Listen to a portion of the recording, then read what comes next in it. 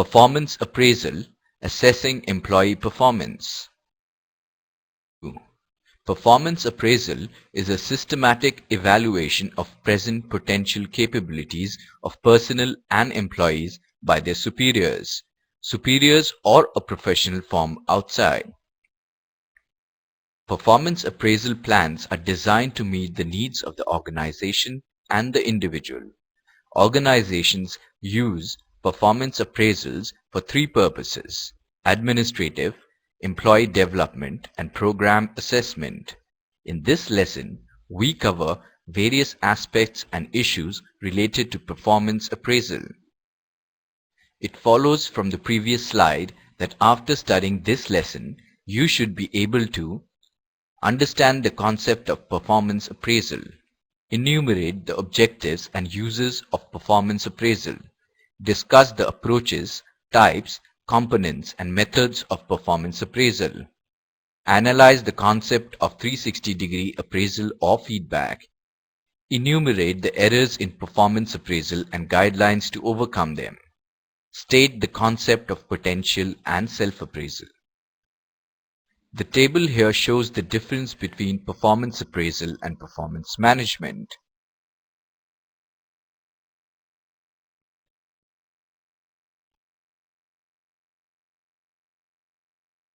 The planning of appraisal strategy is a three-step process. Before the appraisal, you must establish key task areas and performance goals. Set performance goals for each key task area. Get the facts. Schedule each appraisal interview well in advance. During the appraisal, you must encourage two-way communication. Discuss and agree on performance goals for the future. Think about how you can help the employee to achieve more at work. Record notes of the interview. End the interview on an upbeat note. After the appraisal, you must prepare a formal record of the interview. Monitor performance. Feedback sessions. Tell and sell. Tell and listen. Problem solving. Developing need-based training program. Working out reward-based incentives.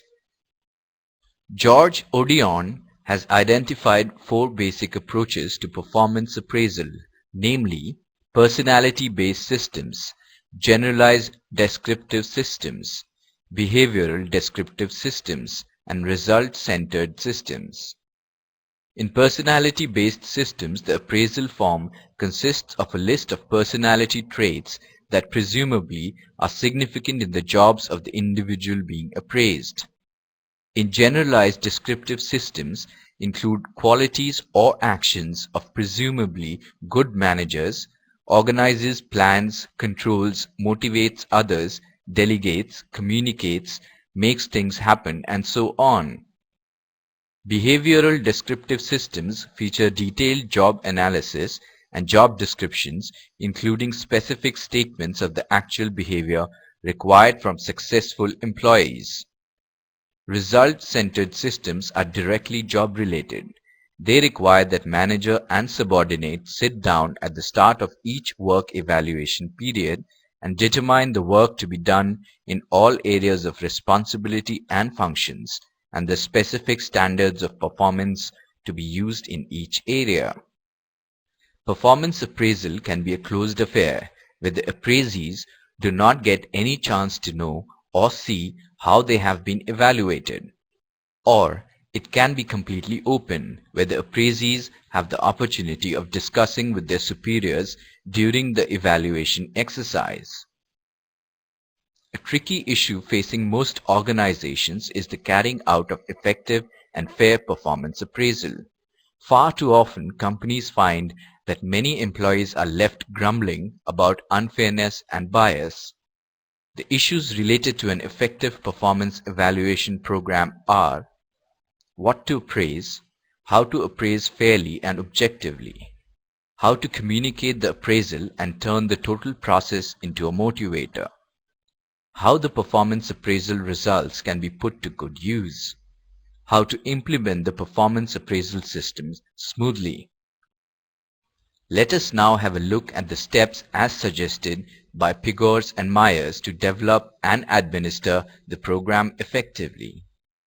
The personnel department may attempt to obtain as much as possible the agreement of line management in respect of the needs and objective of the program. The personnel department has to examine the plans of other organizations as well as the relevant literature in the field to formulate the most suitable plan for the appraisal program.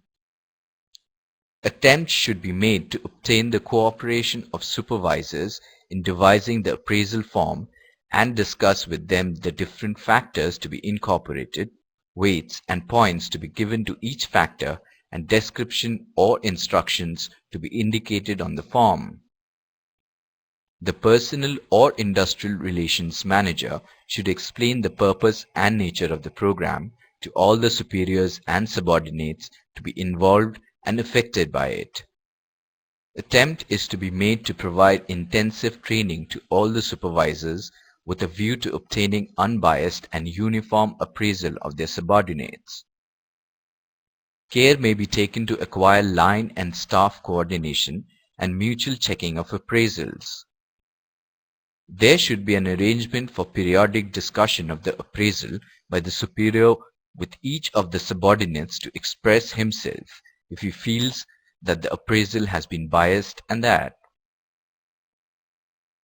As soon as the appraisal has been duly discussed, attempts may be made to recommend for salary increases or promotion, if these decisions seem plausible in the light of appraisals. In the end, there should certainly be a provision for challenge and review of appraisals if the employees or their union representatives are dissatisfied with the personnel decisions. Structure and Sales have classified performance appraisal into three groups. Traditional rating involves a completion of a form by the immediate supervisor of the individual who is being evaluated. In some cases, attempts are made to accomplish the rating by a committee consisting of the immediate supervisor, the supervisor's superior, and one or two more officers of the company who are familiar with the rates.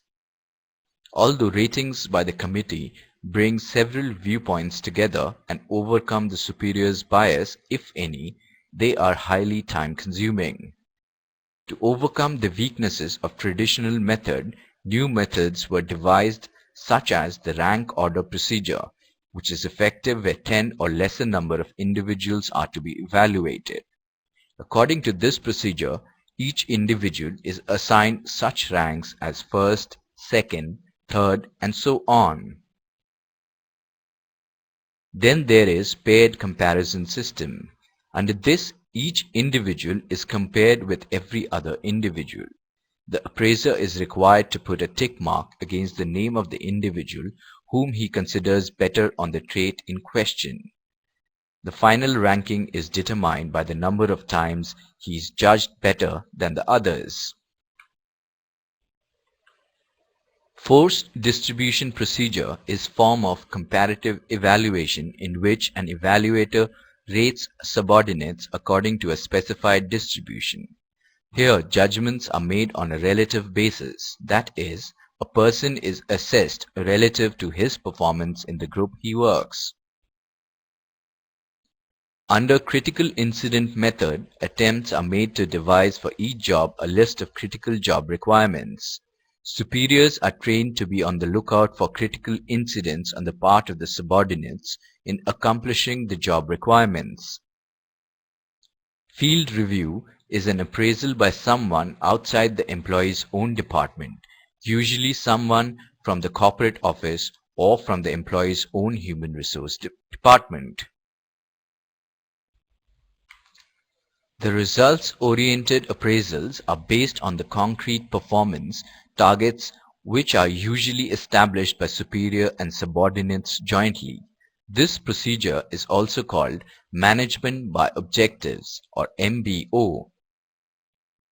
Recently, a new approach has been enunciated by the Western management gurus, which is known as 360-degree appraisal, a performance management in which people receive performance feedback from those on all sides of them in the organization.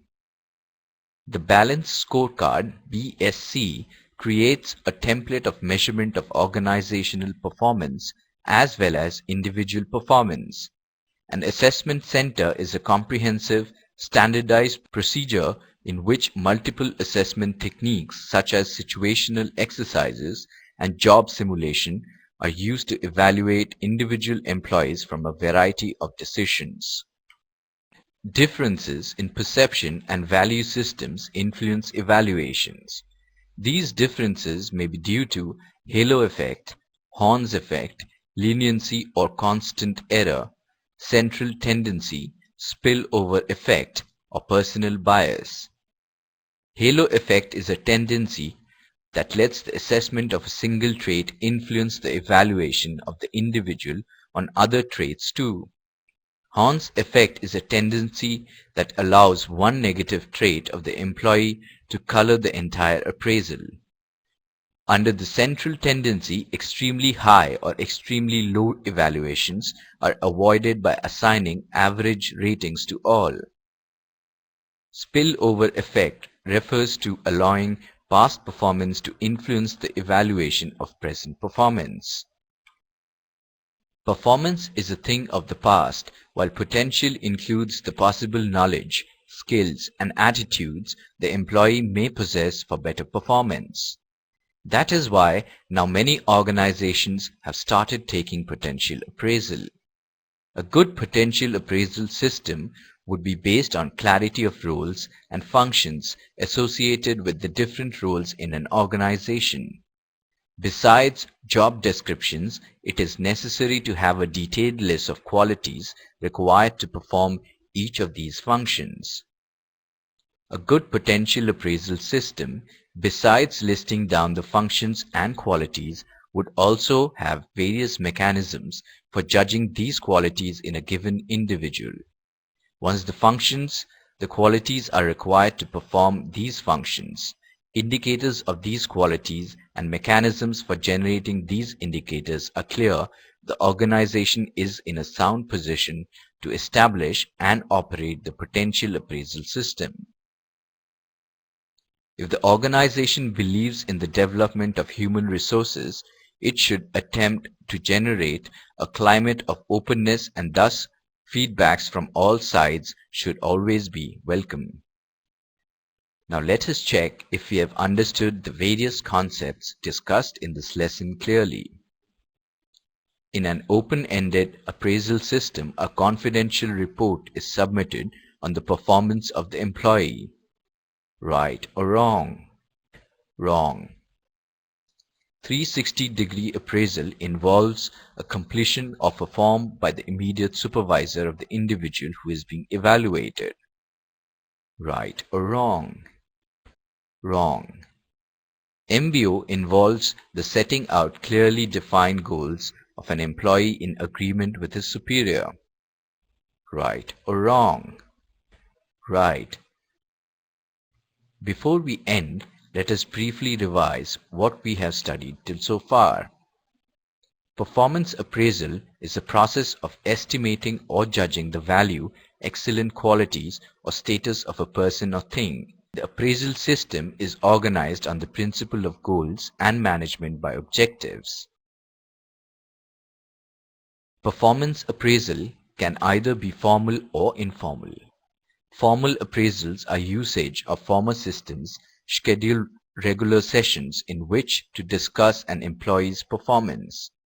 Informal appraisals are unplanned, often just chance statements made in passing about an employee's performance. The main difference between the performance management and appraisal systems is their respective emphasis and spirit. Good organizations in the past have used essentially their performance appraisal systems as performance management systems. Performance appraisal plans are designed to meet the needs of the organization and the individual. It is increasingly viewed as central to good human resource management. Organizations use performance appraisals for three purposes: administrative, employee development, and program Assessment. Program appraisal commonly serve an administrative purpose by providing employers with a rationale for making many personal decisions, such as decisions relating to pay increases, promotions, demotions, terminations, and transfers.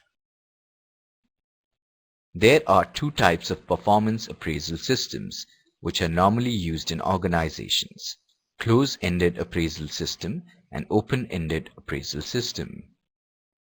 Structure and Sales have classified performance appraisal into three groups: traditional performance rating, newer rate method, and result-oriented appraisal. The quality of an appraiser is much more crucial than the appraisal methods. It is desirable to make the immediate superior a party to the appraisal program. Performance is a thing of the past, while potential includes the possible knowledge, skills, and attitudes the employee may possess for better performance.